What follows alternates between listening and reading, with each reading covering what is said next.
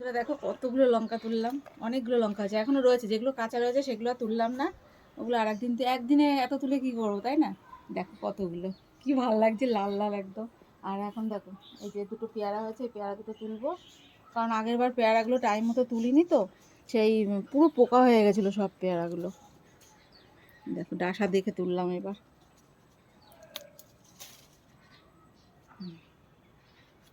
আর এই দেখো তোমার দেখাই, এটা আগেও একদিন দেখেছি, আমার এই ফুলটা এত ভালো লাগে, দেখো কত বড় হয়েছে ফুলটা, আরও বড় হয় এই ফুলগুলো, এই সব করি এসছে।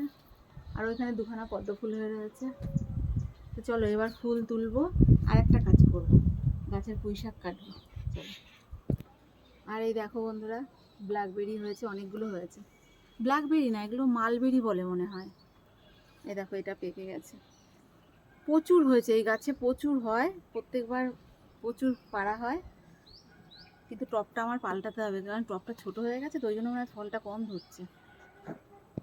চলো একটা খেয়ে দেখি, মিষ্টি হয় প্রচুর।